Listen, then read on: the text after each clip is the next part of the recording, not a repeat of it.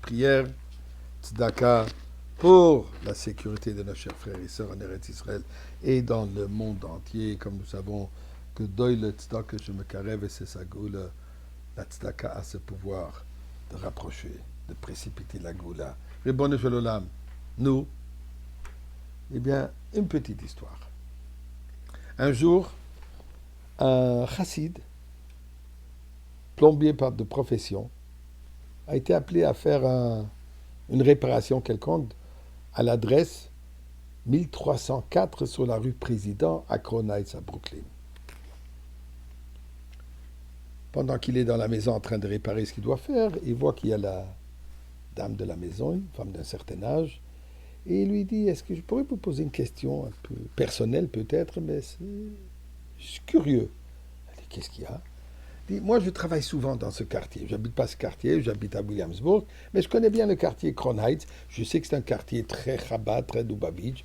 Je vois que vous habitez ici au sein de ce quartier, donc je présume que vous aussi, vous faites part de la communauté Chabad. Et là, je remarque que, différent de toutes les autres maisons que j'ai visitées, il n'y a pas de photo du rabbi. Dans toutes les maisons, là où je vais, je vois des photos partout, dans la cuisine, dans la salle à manger, dans les couloirs, dans les chambres des enfants, sur la boîte de tzedaka. Et je sais qu'ils ont même dans la voiture, partout. Les chassidim, ils ont des photos du rabbi partout, même dans la petite poussette du bébé. Et je vois que chez vous, il n'y a même pas une photo. Et je me pose la question, pourquoi? Elle lui répond avec un sourire. Je n'ai pas besoin de photos, parce que j'ai l'original. Là, il a compris. Il était carrément dans la maison du rabbi. Et c'est là où il devait effectuer les travaux. Il était très mal pris, mais la rabbinite, avec son sourire et son intelligence et sa sainteté, a su comment le calmer et tout s'est bien passé. Un jour, quelqu'un a posé la question au rabbi. Comment ça se fait que vos chassidim ont des photos, des portraits de vous partout? C'est pas un peu exagéré? Salle à manger, cuisine, salon, couloir, l'entrée, la sortie, les chambres d'enfants, partout, partout.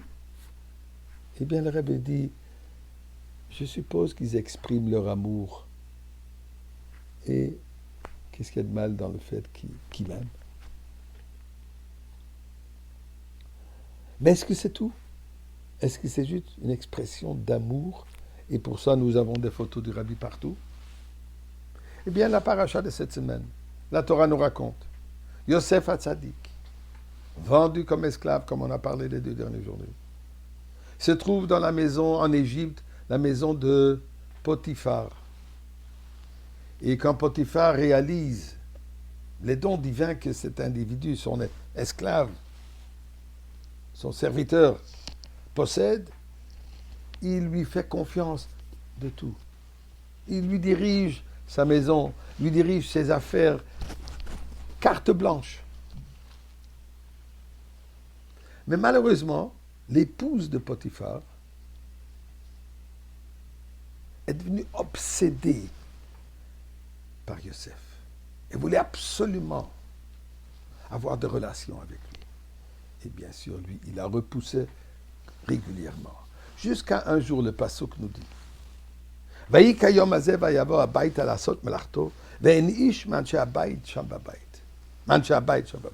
jour, il vient, Yosef, il arrive pour faire son travail. Il n'y avait personne dans la maison. Nous dit Rashi, qu'est-ce qu'il y avait?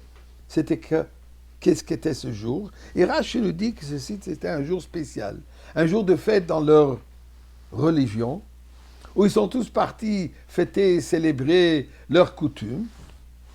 Elle, donc, l'épouse de Potiphar, feigne qu'elle n'est pas bien, elle est fatiguée, donc elle ne peut pas aller participer aux cérémonies. Il dit, ça c'est un jour très propice pour que je puisse finalement assurer que Yosef cède à mes propos. Eh bien, nous dit Rashi la chose suivante. Rashi rapporte 2 opinions. Sur le mot « la asot melarto » pour faire ses travaux. Alors, Rav et Shmuel, il y a un qui dit il est venu travailler sa journée de travail, mais un autre qui dit que malheureusement, il n'en pouvait plus. Il a décidé, je vais accepter ces propositions. Qu'est-ce qui est arrivé? Nous dira chez la chose suivante. Cité de la Gemara, Ella, Sheniret lo diokno shel aviv. Tout à coup, il a vu l'image, le visage de son père apparaître devant lui, et ceci l'a donné la force de surmonter cette faiblesse temporaire et chas v'shalom de ne pas céder à ses propos. Ça lui a coûté 12 ans de prison. Mais nous connaissons la suite après. Alors bien, mes chers amis, la photo du rabbi dans la maison, c'est pas juste pour explorer, pour exprimer notre amour envers lui. C'est tout simplement pour nous encourager, pour nous rappeler un appel à l'ordre, un appel à le comportement. Alors je vous suggère, pour Hanouka, vous cherchez un beau cadeau, achetez un beau portrait du rabbi. Bien sûr, très prochainement, nous aurons, comme le rabbin dit l'original, on verra le rabbi Beth Amikdash dans la Géoula.